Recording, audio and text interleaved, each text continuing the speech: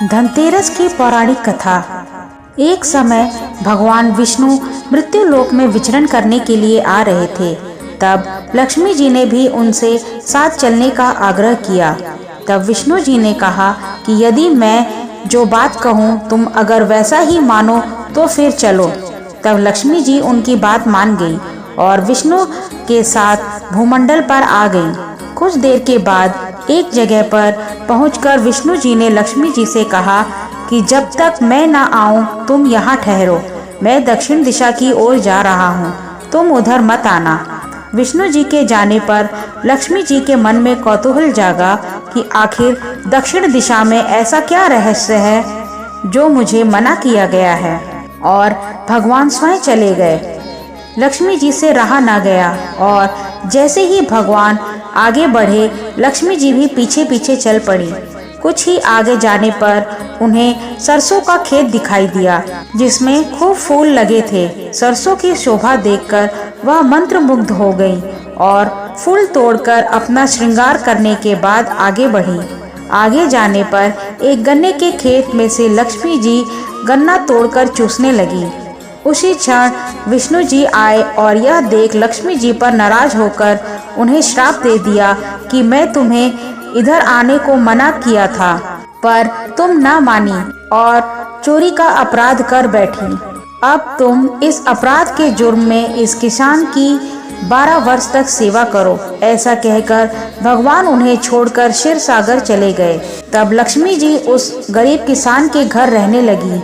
एक दिन लक्ष्मी जी ने उस किसान की पत्नी से कहा, तुम स्नान कर पहले मेरी बनाई गई इस देवी लक्ष्मी का पूजन करो, फिर रसोई बनाना, तुम जो मांगोगी मिलेगा।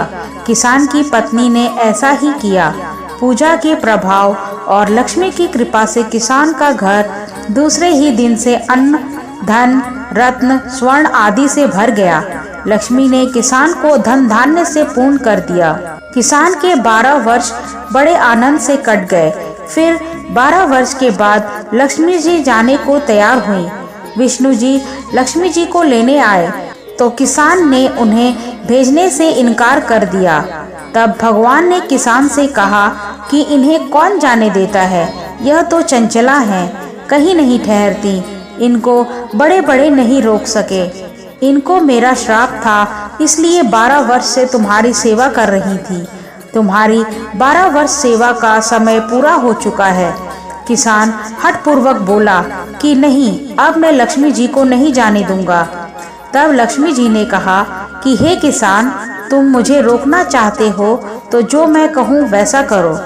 कल तेरस है, तुम कल घर को लीप पोत कर स्वच्छ करना, रात्रि में घी का दीपक जलाकर रखना और सायंकाल मेरी पूजन करना, और एक तांबे के कलश में रुपए भरकर मेरे लिए रखना।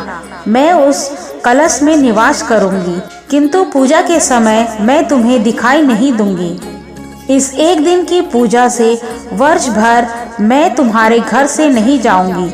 यह कहकर वह दीपकों के प्रकाश के साथ 10 दिशाओं में फैल गई। अगले दिन किसान ने लक्ष्मी जी के कथा अनुसार पूजन किया। उसका घर धन धान्य से पूर्ण हो गया। इसी वजह से हर वर्ष तेरस के दिन लक्ष्मी जी की पूजा होने लगी। जय माँ लक्ष्मी।